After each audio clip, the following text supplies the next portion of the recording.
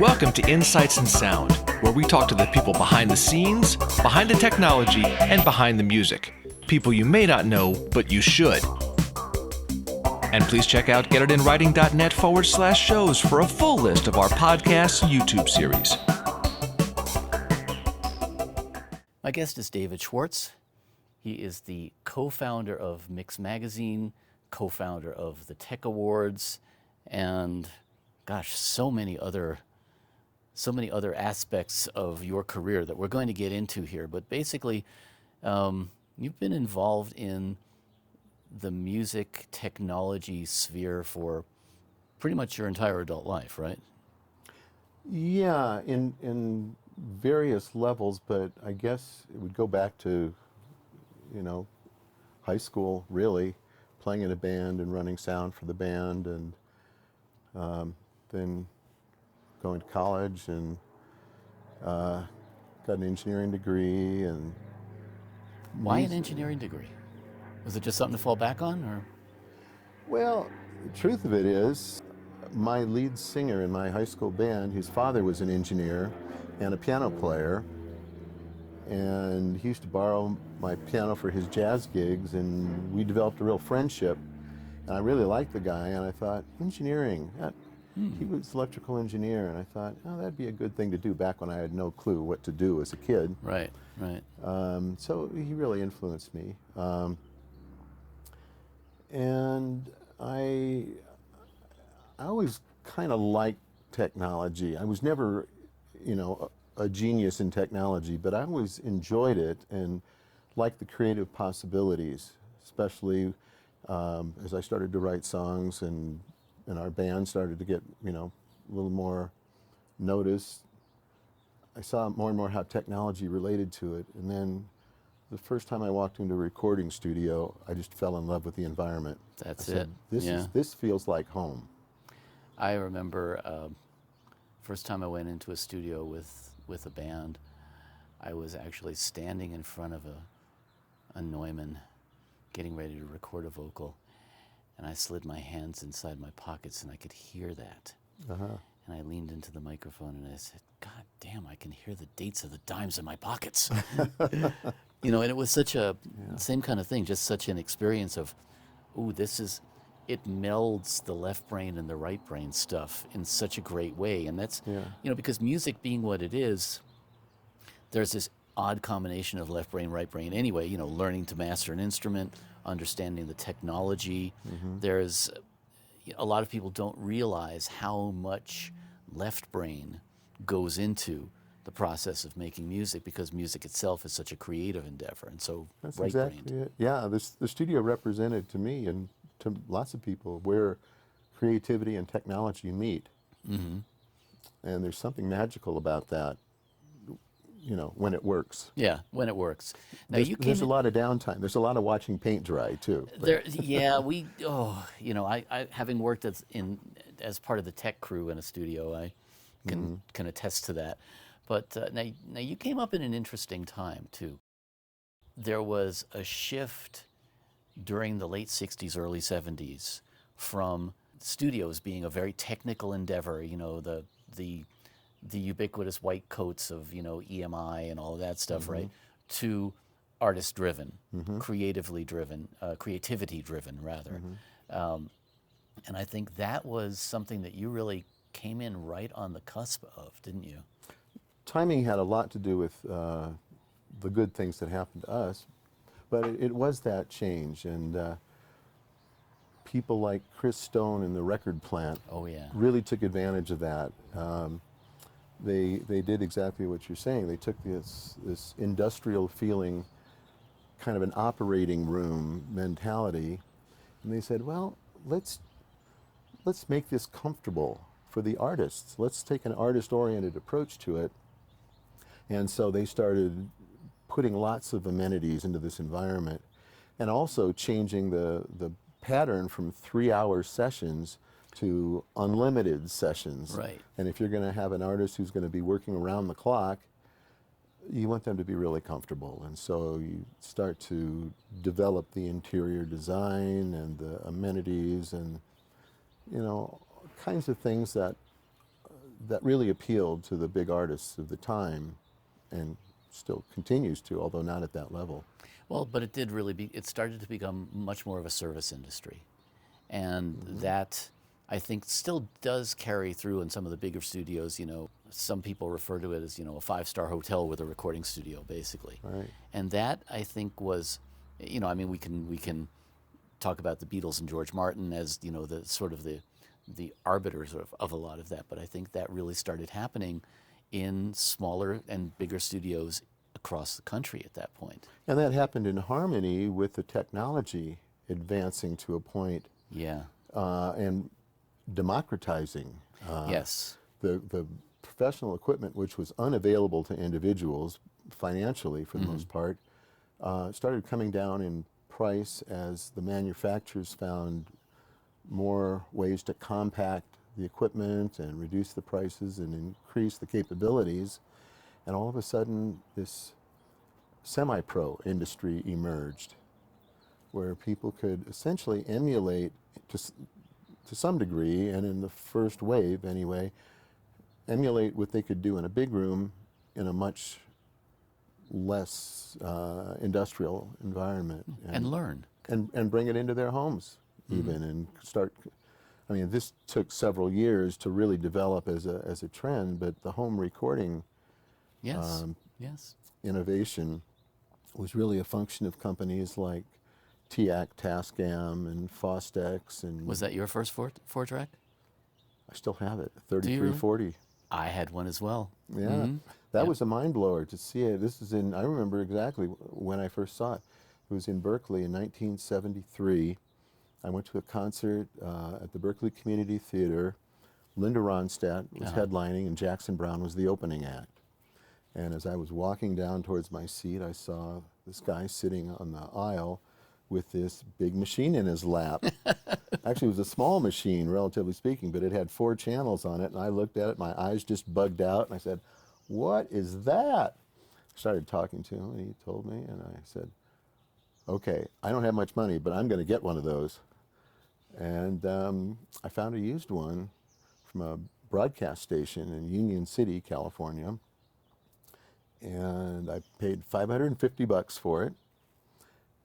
And that became something that I was connected to by an umbilical cord for years. For a couple of years anyway. And I just got such a kick out of it, you know, doing my own Beach Boy harmonies and, Of course. Yeah. and bouncing tracks and Discovering all the things you can do with a spring reverb and oh yeah. it was a breakthrough moment for me. I remember buying one. I also bought a 3340. I found it in the recycler. And then I got it back to my place and realized, oh, wait, I need a mixer.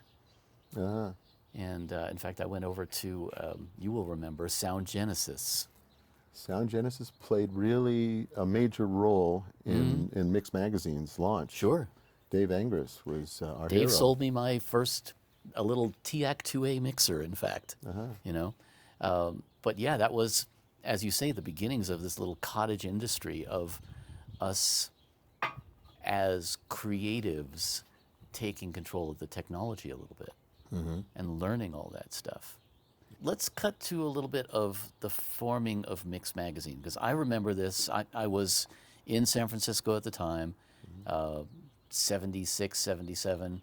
There were a number of creatives around. You know, I tell Craig Anderton to this day that he's responsible for my first solder burns with his book that he came out with. But I remember you guys coming up with this little insert that was in this newsprint magazine called BAM, Bay Area Music, right? So that was the beginnings of what became Mix Magazine, right? Well, here's what led to that. I had been working for 3 years at an acoustics company, company that would deal with sound and vibration problems and sound system design and that sort of thing. And then the company was called Bolt, Beranek and Newman, which is significant in some areas. They actually developed the backbone of the internet through their Cambridge office. And at any rate, I was working there in downtown San Francisco, And the company consolidated and moved down to LA, and I wasn't invited. I was a junior engineer with them, and they only took their seniors down. And I'm glad I didn't go down at that point in time, because it put me in a position of kind of reassessing what I wanted to do, and, you know, needing to be resourceful about the future. So I had heard on the radio, while I was in this mode of trying to figure out what was next, I heard a commercial on the radio for a record production class that was happening in Sausalito, Family Light Music School. I took keyboard lessons from Bonnie Hayes there, and guitar lessons from John Cipollina and Michael Bloomfield. It was a pretty sensational It was an spot. amazing little place. Yes, it was. Yeah. So in the course of taking this record production class from a producer named Norman Dayron, who had been pretty successful in his own way. He did a lot of recording at Chess Studios in Chicago. He recorded Muddy Waters and a bunch of old blues players mainly. But then he moved to Mill Valley, and he was teaching this course.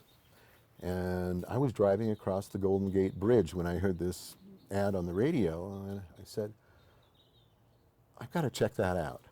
So I signed up for it, and it was pretty extraordinary. There were about 7 or 8 people in the class, and we met 3 times a week over the course of a semester.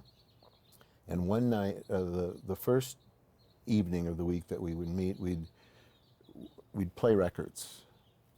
Mainly he would play records. Norman would play these iconic hit records, and we would strip them apart to see what made them a hit record. Critical listening. Yep, what everyone was playing, what the arrangement was about, what they were doing on the other side of the glass. And then that second meeting of the week, we would pick a song of our own, do our own arrangement, and rehearse it. And then the third day of the week, we would go into this 8-track studio, Blossom Recording, I don't know if you remember. Oh, sure. South of Market. And we'd spend the day recording it, and half of us would be in the studio, half would be in the control room, and, you know, we'd trade off. And the quality of what we were doing was marginal in most cases, but the process was brilliant, and we all learned a whole lot. We also developed relationships within that class, and that's really what led to Mix. I developed a friendship with Penny Riker, who was in the class. She had a great singing voice and a very, very bright person, and just an amazing person. And this was the second time she had taken that class. The first time at the end of the class, she got together with 4 or 5 other people who had taken the class, and they started a little studio, an 8-track studio in Mill Valley. And so when I got involved with the class, she invited me to join that group of, essentially it was a jingle production company at that point. We had a little studio in Mill Valley and in one of the guys' garage, Mike Stevens' garage. And we were just kids in our 20s having a fabulous time and writing commercials for bakeries and boot stores and local businesses. So that was also your first experience with marketing then? Pretty much. Though you probably didn't realize that's what it was at the time. Yeah, it was, we just thought we were writing songs that had the names of these businesses in them in a positive way. And we'd work for, not always for pay, but for something. We did a boot store series of ads, and we all got boots out of the deal. I'm sure people in the industry got similar stories. Oh, yeah. Yeah, exposure. Yeah. Right. So the interesting thing that happened during this period of time, this is late spring, early summer of '76, we had our studio, and as many people understand, when you have a studio, frequently it's under construction. You're adding another room, you're changing always. the window. Well, I was going to say always. But Perpetually being... Perpetually under construction, which means that you can't always do everything you want to at every point in time. Sometimes you've got to say, okay, well, we want to put a string section on this particular jingle, but the room's torn apart where we put the strings, so we're going to have to find some other place to do it. So I was, I guess, the guy in charge of finding where we could do things. And It's quite a title. And the interesting thing that I immediately noticed was that I knew a few studios. I had worked at Wally Heider recording for a short time, and so I knew some of the big studios around town. But back in those days, studios were so low key, they didn't have signs on their doors. Intentionally. Intentionally. They didn't want people to walk in. They didn't want foot traffic. Right. So it was really hard to know, unless you were really in the industry, where to do your work, you know. So it kind of rang a bell for me, and I thought, and this was right about the time that there were things like a Whole Earth catalog. Oh, yeah. And directories were starting to happen in a lot of different industries. We didn't have the interwebs back then. So, way before. Yeah. Mm-hmm. And so I was thinking, there are probably a lot more studios out there than I realize or anybody realizes, because, you know, they don't promote themselves. So it seemed to make sense to do some research and see what existed in the Bay Area in the way of recording services that we could use when we needed to use it. And I started talking with Penny about that, and the conversation evolved into, well, what if we did a research project and tried to document all the places you could go to record in the Bay Area? And we didn't really have a publishing background, either of us, so we said, well, where could we go? And I had had a little bit of a relationship with this BAM magazine you mentioned. I was their audio editor for a little while. And so we had a relationship with the guy the publisher, Dennis Erikin. And eventually Penny and I took on this idea at around the end of the summer of '76 and said, Dennis, here's a thought. Would you be interested in publishing a supplement or something if we put this database together of studios and services? And we started, you know, over the course of a few weeks, we batted this thing back and forth and came up with an arrangement where we would do the research for a month. We'd take off from our studio that we'd been doing these jingles in for a month and do this side project, and then deliver it to BAM, and they'd publish it, and that would be it. We'd be on our way. Was there some kind of plan for income out of this, or was this just a labor of love? Well, there was a very, very small amount of income that was given, but you know, that wasn't our first priority back then either. Sure. And to our detriment, I think. But as it turned out, we started doing this research, and it just kind of took over. We thought there were maybe 15 or 16 studios. We ended up with 110. Wow. That we documented, and we'd go into each one, and we had come up with a questionnaire to find out, you know, enough information to be a consumerist guide, we thought, to studio activity, and things like, you know, the dimensions of your main room, the main recorders that you have, the console, the tracks, number of microphones. You know, we tried to get them to put this information out there for this consumer guide that we didn't envision what the end product was going to look like, but we knew the beginning of it. And as long as as it kept giving us back as we did it, we just kept going with it. And so eventually we had all this information. Penny had taken all the photos of these places, took it back to BAM and presented it, and they had an ad director named Bill Lasky, whose job it was going to be to sell advertising for this thing that was coming together. And he went out, and all of a sudden he started getting this great response. Lots of companies wanted to advertise in it because there really wasn't a semi-pro recording publication out there, and a lot of these manufacturers were just coming into that industry as a semi-pro company, and they wanted a place to promote what they were doing. So people like Sound Genesis, Dave Angris, said, this is so up my alley, and he I think he bought something like 6 pages or. Not to mention all the manufacturers, I mean, Eventide was just starting out back then. Ampex, Biamp, a lot of these. TEC, all those companies, Fostex, they all seemed to just step right on in, and we thought, wow, this is a little easier than we thought it was going to be. We were fooled, but no. but it was a good place to start. And then I won't go into the detail, but over the next several months, it made sense to separate from BAM and be an independent publication. And, those situations are never easy, but for the future of what we were doing, it seemed like we were heading in this direction and they were going that direction. Well, they were more, write-ups of local bands and stuff like that, and the local Bay Area music scene. And in some way, it was formed in the vacuum of Rolling Stone leaving San Francisco. Right, that's right. Yeah, and there was still a very active music scene in San Francisco at the time. I mean, there was a great scene. The Bay Area was a fabulous place to be in music, I always thought, because there were very progressive artists, and they weren't just regional artists. They made it, big we had a lot of internationally. Yeah. We had a lot of great artists who went on to fame and fortune, so to speak.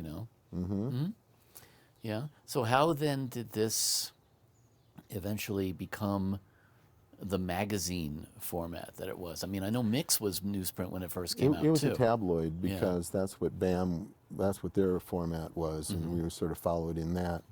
When we split in '78, we moved first into Bill's garage and then into a little place next to a pet shop. And, we bounced around a few times as a business, but we were growing constantly.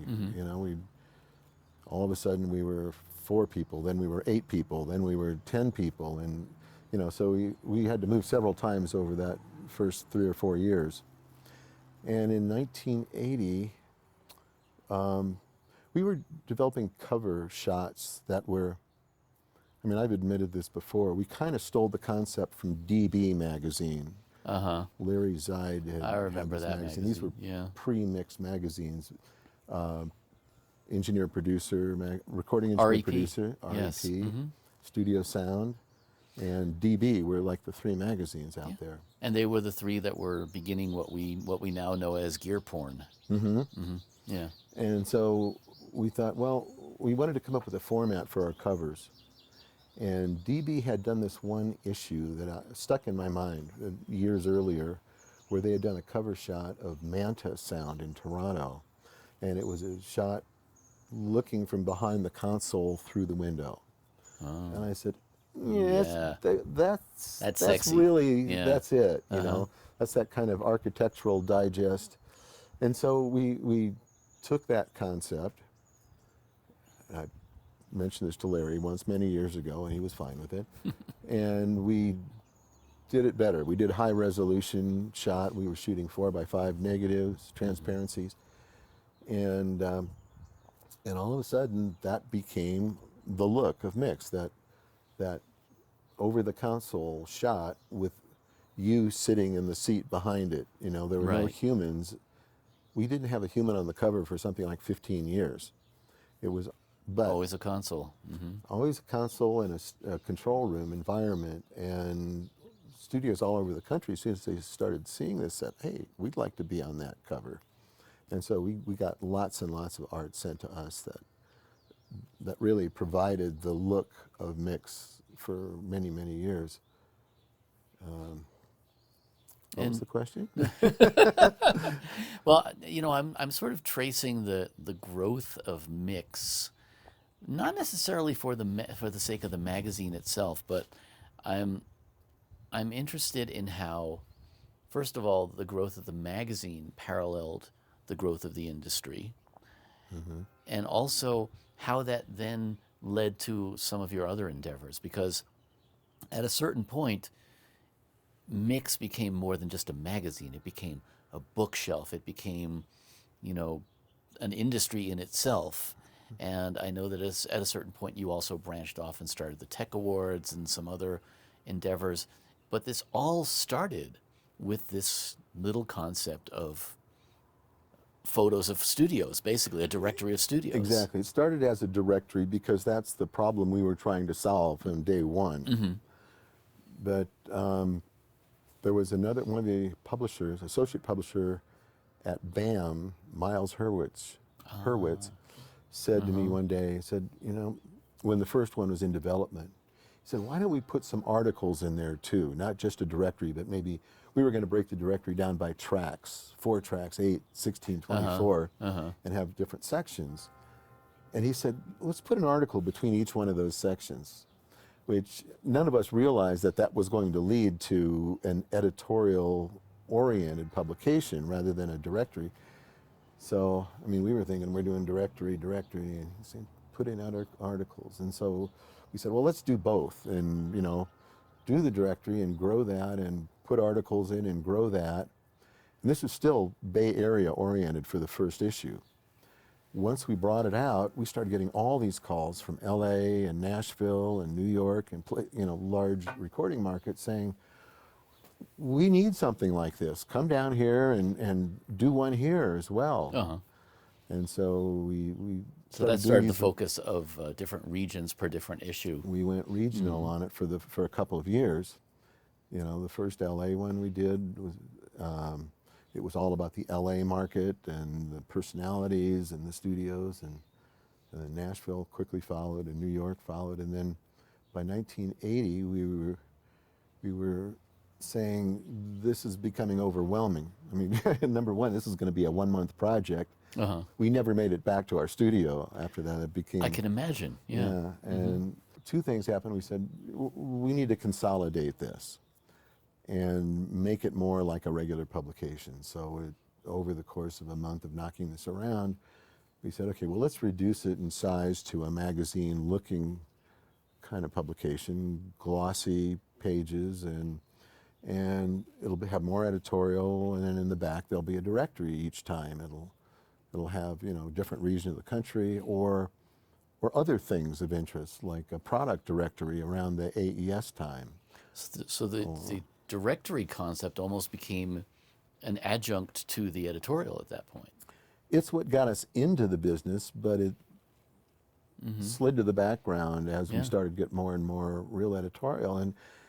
And the editorial was needed at that point because, as you say, in timing of the industry, this semi-pro industry coming up and this pro industry growing and getting, you know, companies like Solid State Logic were emerging, and you know, what they were doing was defining for us.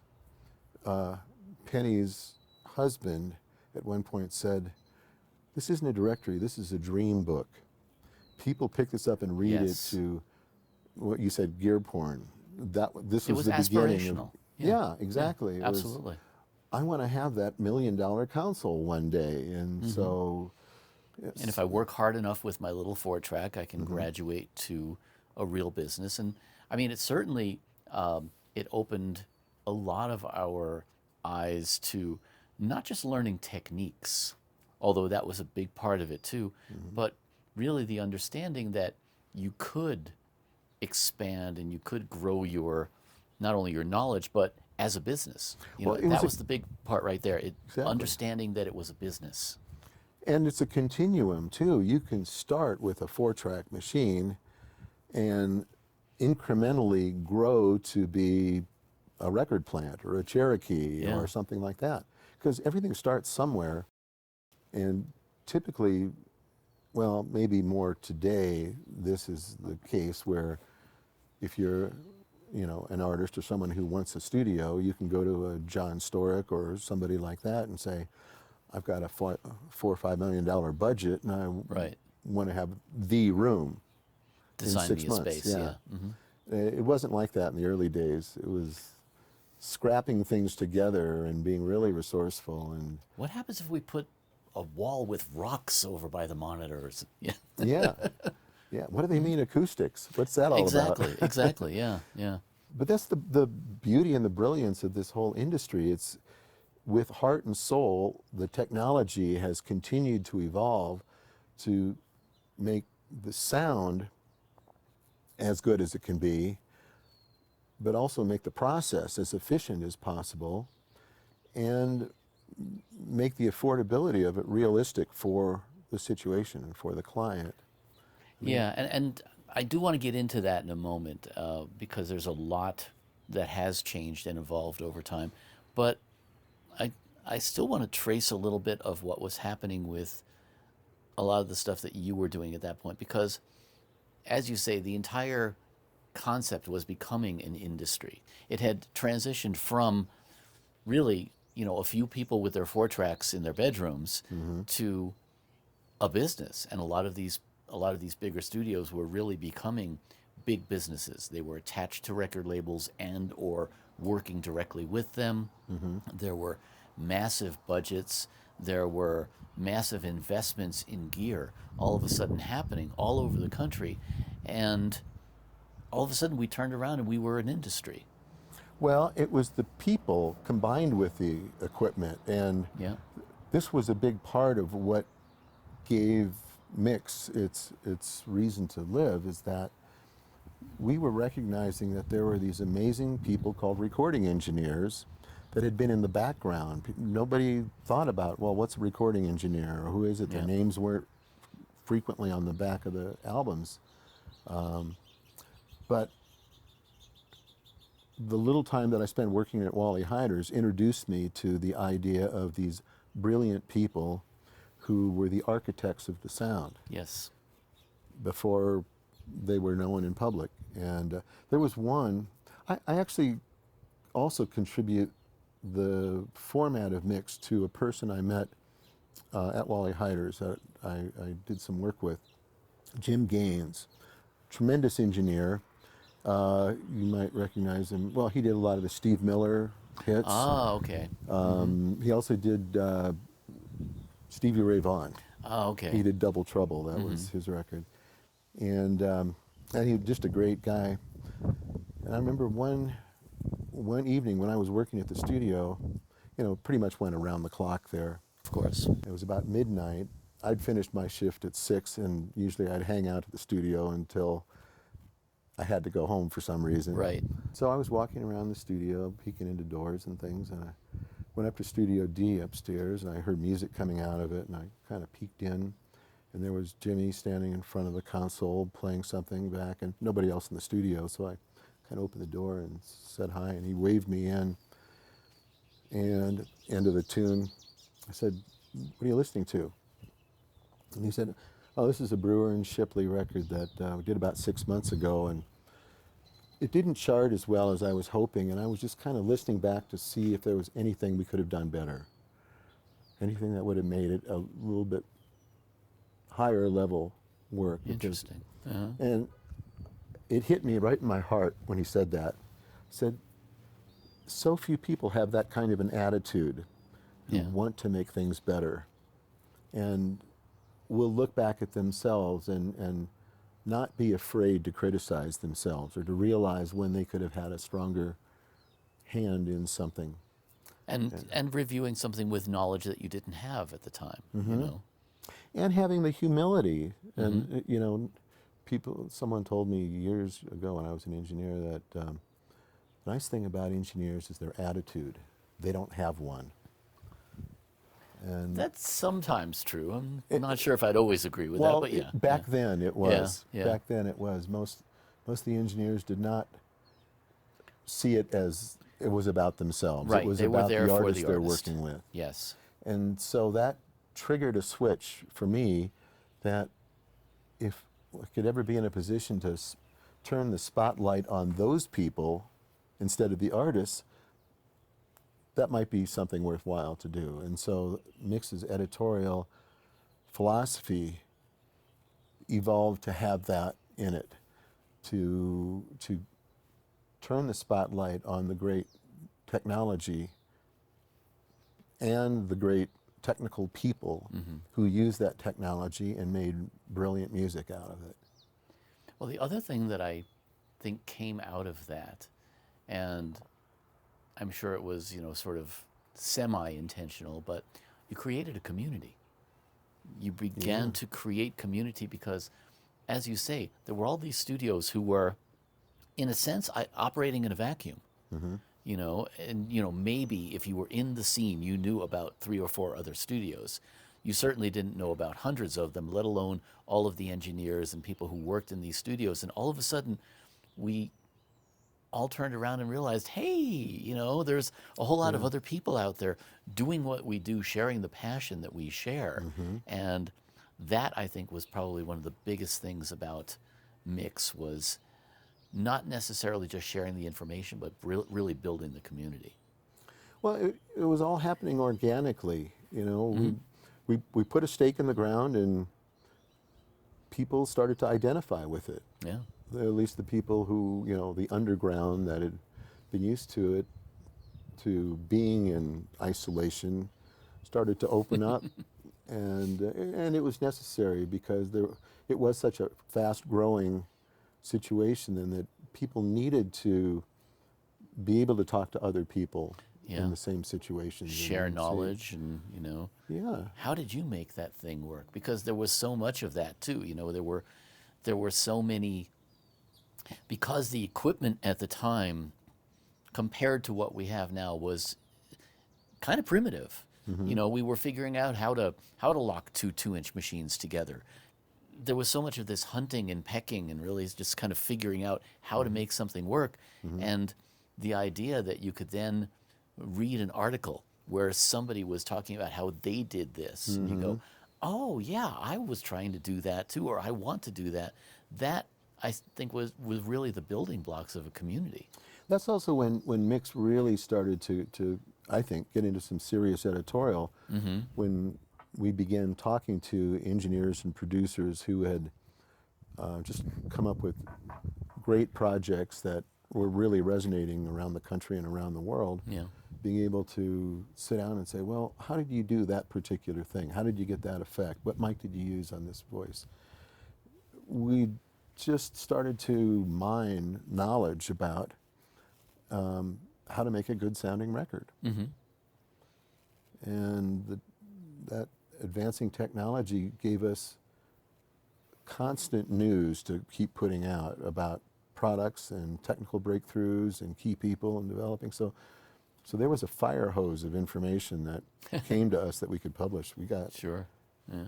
I mean, hundreds of press releases a week, which just for that part of it, for a little news page, we had lots to fill up. But the rest of it was, we used our imaginations and our desires. I mean, doing a lot of the interviews that we ended up doing were started as a fantasy. You know, wouldn't it be cool to sit down and talk to Billy Joel about this last record of his? Well, 3 months later, we were doing that. We were sitting with him in a hotel and asking him those questions. And, you know, those situations got more and more frequent. And the identity of Mix, you know, kept evolving, I think, as far as what to expect when you started turning the pages. Now, segue from that into the TEC Awards, because that was another little brainstorm that sort of almost happened by accident, didn't it? Yeah, in a way. We had been going to AES shows for a number of years at that point, and we'd gotten big enough that we would throw a party one night, you know. And that was when AES shows were really a big event. They were a big event, and we, you know, that was a big marketing budget item for us, was the party at AES. And then two things happened. One, it sort of hit us that throwing money at a party isn't necessarily making the world a better place. Maybe there's a better way to spend that $30,000 or whatever. So that was kind of floating in the background. The other thing was Hillel Resner, the other partner with Penny, as Mix evolved. He was the ad director at this time, and you know, I would go with him on ad calls occasionally when we'd visit various clients. And one of our best clients and favorite people were the Myers, Helen and John, of course, in Berkeley, not far from us. So they were one of my first clients as well. Yeah, so we were good friends with them, and they were good advertisers and just delightful and brilliant people. We were having a lunch with them in Berkeley. I forget the restaurant, but Hillel and I and John and Helen were sitting there, and John said something to me like, you know, I really like the magazine, but here's my problem with it. You page through it, and there are a number of other loudspeaker manufacturers in there. I know what we go through to make the top quality loudspeakers that we can possibly make, and our test procedures and our quality control is, you know, the best out there. But then I see these ads of other manufacturers, and they're making these claims that I know are bogus. They don't go through anything like we do. None of them have anechoic chambers. None of them do the depth of research that we do. How do we differentiate between my ad here and their ad there for the reader who, you know, would believe anything that either of us would say? There's something missing, he said. And so we thought about it, and I said, well, maybe we need like a reader's poll or something where people can give feedback or something. You know, we started looking for some way to essentially have a competition that could have the readership could be the judges of this thing. So we started kicking it around for a week or so, and our executive group at Mix started talking about it, and we said, well, rather than that party, why don't we do a party with a purpose and maybe support hearing research or deafness research or something, which we eventually did. But then let's make a reader's poll. Let's do a reader's poll in the magazine, and then, you know, recognize those people at this party. And so step by step, it sort of evolved into an industry recognition ceremony. And we did the first one in New York at AES at the Puck building. Built everything from scratch, catering-wise, and it was a mess. I mean, it was a beautiful mess. It started at 7. It didn't get over till about 2 in the morning. About right. Herbie Hancock's band played at the. Oh, I'm surprised it ended at 2. They came on at 1:30. Herbie, thank you. If you're watching this, you did us a big one on this. Thank you. You know, the auspicious beginning of something. And then we followed the AES show for the next several years doing this, and it got more and more professional, obviously, along the way. And then I'll throw this in. That was 1985 was when it started, I believe. By 1991, it was going pretty well. And back up about 10 years, the early 80s, 82 or 83, we had a writer, Larry Blakely, out of Boston. And one day he asked me, he said, you know, you guys haven't done anything on Les Paul. Do you know his story? And this was in 82. And Les Paul had kind of been in the dark ages at that point. He didn't have the stature of what he had now or what he had in the 50s with Mary and all the big hits. Sure, yeah. But by about, overshadowed by the Beatles and all that. Yeah, as a lot of people were. But he was something very special. But he wasn't common, other than the name of the guitar. Most people didn't know who he was. Right. So Larry turned me on to him, did an interview with him. We ran a story. Actually, Larry wrote the story, the first one. And it was just an amazing reveal of someone who was critical to the development of the recording industry. And not to mention just an amazing personality. Incredible. Had to be a great interview. Funny as hell. Yep. Just great, and a great player, of course. So one of the joys of my life is that I developed a friendship with him, and I would see him when I would be in New York. We'd go visit his house in Mahwah and see the control room downstairs where pretty much everything in it he built or invented. And I asked him one day, I said, we're doing this award show. Can we use your name and put an award out to somebody with your name on it? And he said, sure, I don't know why not. I said, well, would you come and make the presentation to that person? It would be really sweet if you could do that. And he said, okay, let's give it a go.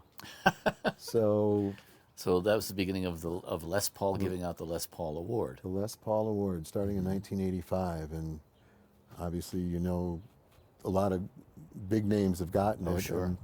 And for the first few years, we were working with Gibson on it, and they would give us a Les Paul guitar to present, and Les would present it. I remember when he presented it to Sting during the ceremony, Sting was just dumbfounded and said, "I've always wanted a Les Paul guitar, but I never thought that I would get it from him." Les Paul himself. So anyway, by that point in time, the TEC Awards were, you know, really found their ground and were moving Sure. along nicely. Yeah, yeah. So how did the educational component come into this? I know there were TEC Tracks and all of that. Was that also stuff you were involved with? Through NAMM, you mean? Mm-hmm. Yeah.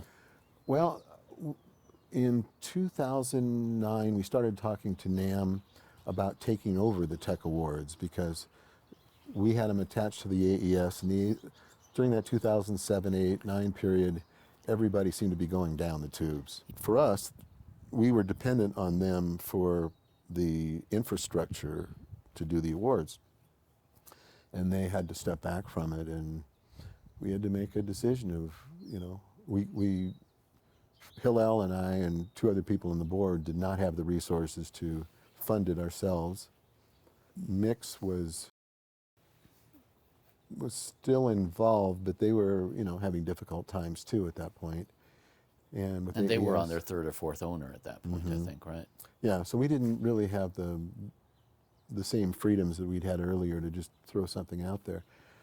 So John Sternberg was a friend. My mentor. Yeah, yeah. And John and Jean we were close with, and they were consultants to NAMM, and we got in a conversation with them, and to the effect of them going to Joe at NAMM, Joe Lamond, and saying that this group, this show, is kind of looking for a new place to put itself on.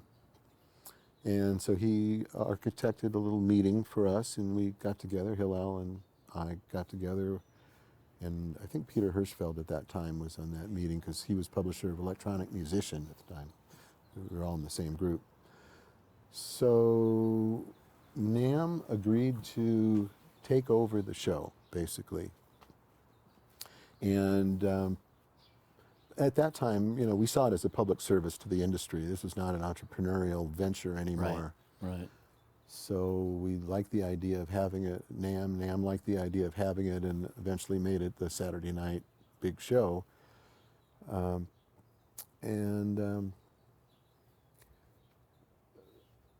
While we were in those kinds of negotiations with them, Ken Wilson, do you remember Ken?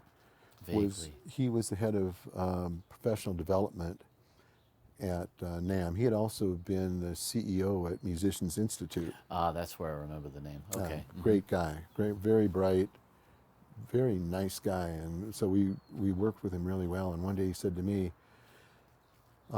he's been doing this thing called the Hot Zone. They just started it up.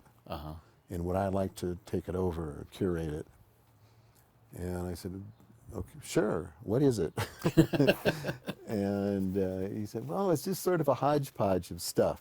We've got these extra rooms at the show. We want to put stuff in them, and, you know, things that are educational and that people would enjoy seeing, and various things like that. It was very unstructured, but he had done it for a year or two.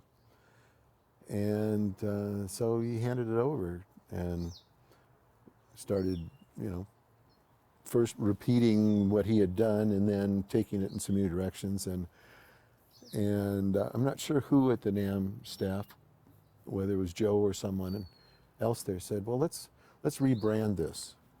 And the name, the TEC Tracks, or TEC Tracks, went through a few incarnations, but TEC Tracks is what it settled as, and as a complement to the TEC Awards. This would be the educational part. So it's been about 11 or 12 years since that started, and the TEC Tracks have been doing pretty well along the way.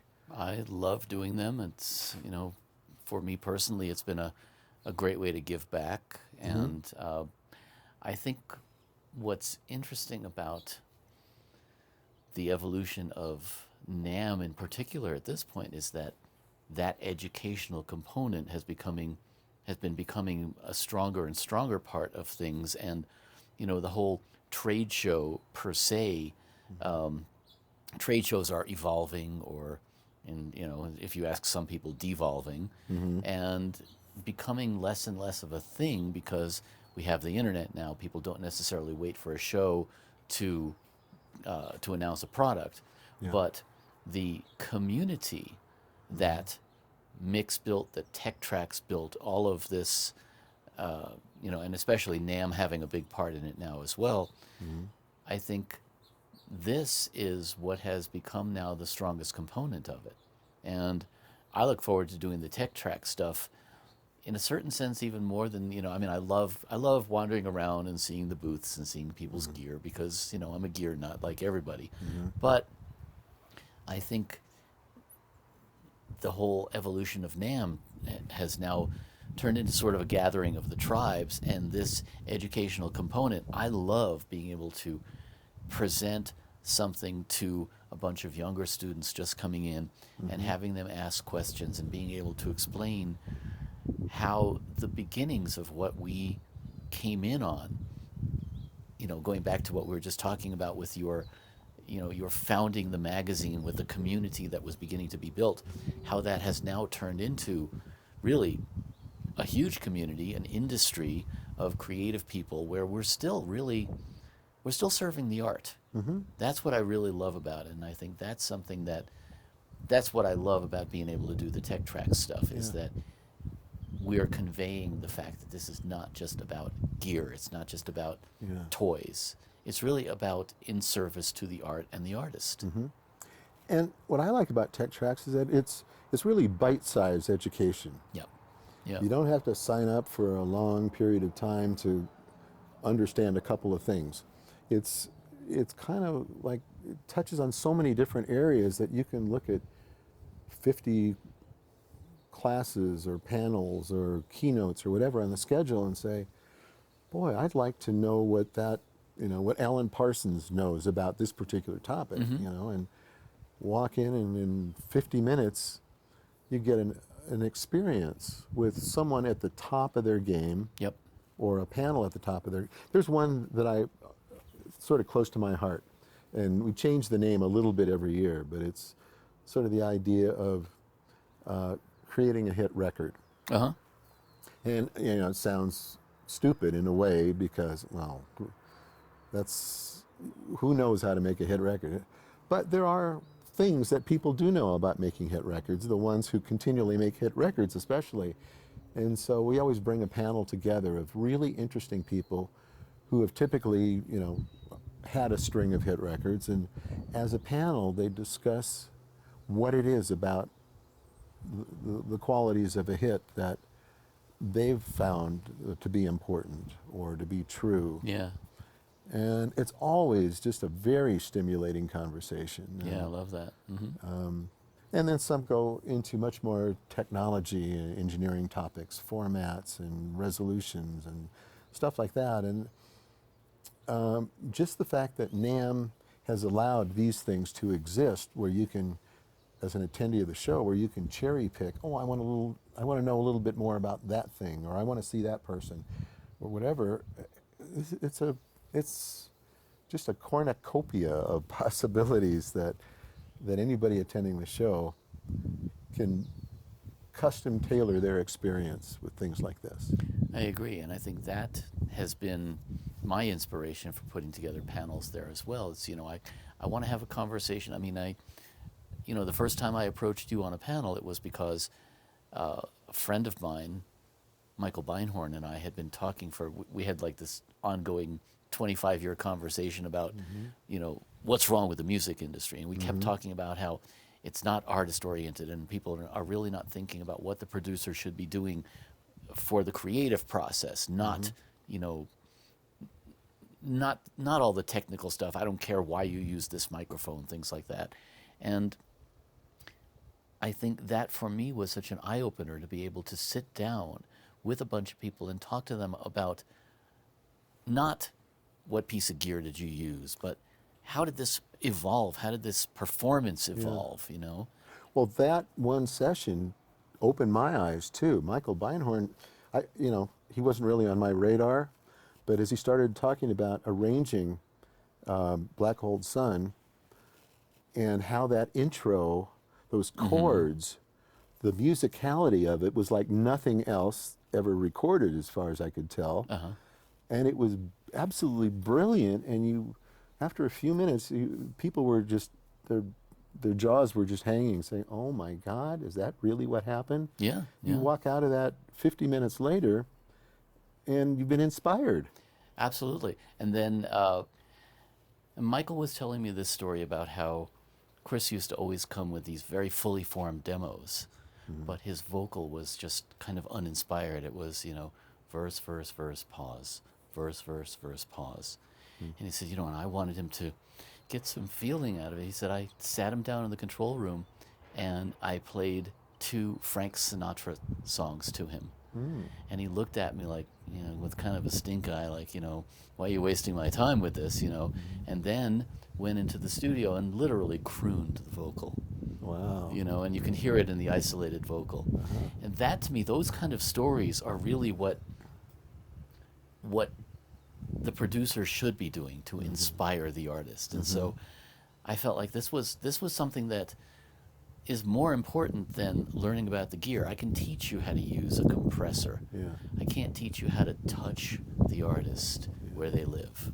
Yeah. And that's a sense that I think, again, it was just the opportunity to be able to present this kind of information I felt was so valuable. And I think that, to me, it's more important than talking about the gear. It's talking about the creativity behind why we do this, And so I love the idea that we've been able to create this community. And, really it all started with you guys coming up with a directory because you didn't know where all the studios were.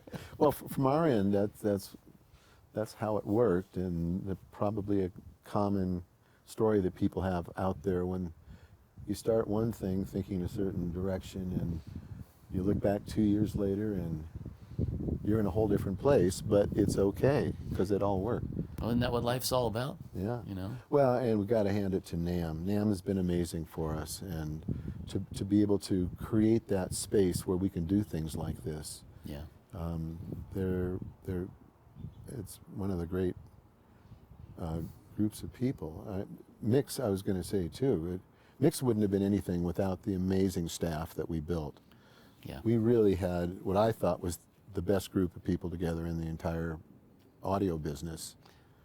Yeah, yeah. And a lot of those people have gone on to do great things beyond Mix, absolutely. Oh, yeah, yeah. I see former employees' names pop up all the time in really interesting events going on.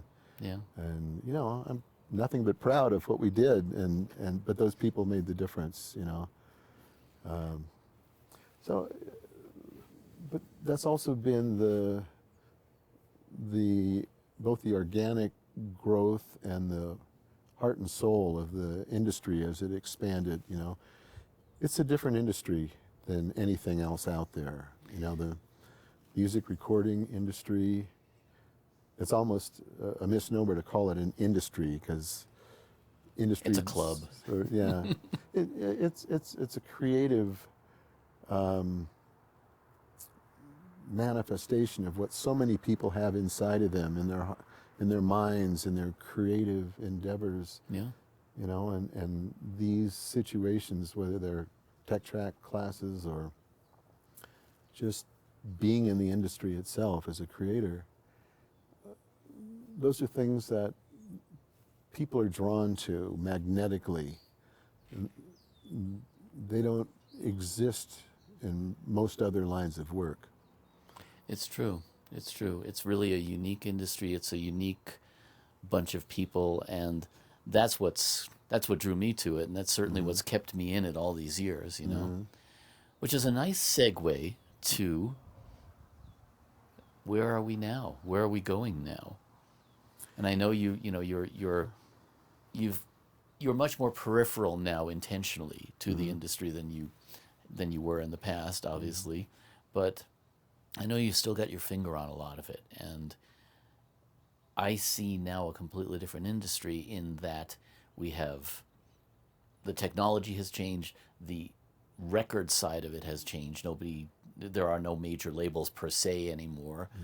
Where do you see it going now? If you were a young kid coming into the industry now, well, what would you do besides maybe turn tail and run?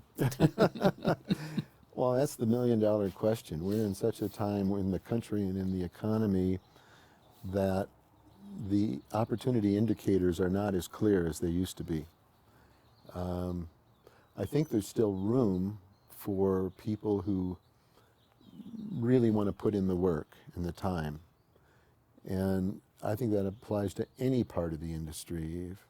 If you find a part of it, whether it's mastering or live sound or production or performance, if you find the thing that really draws you, that really touches your heart and soul, and the thing that you stay up all night doing and loving, stick with that.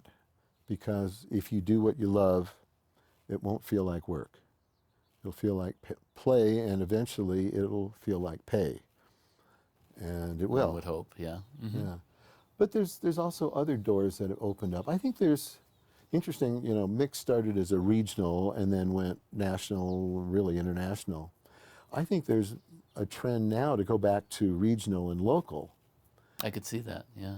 And bring those high-level skills and that you've accumulated, apply it to local projects and things that can lift your physical community up, your geographical community.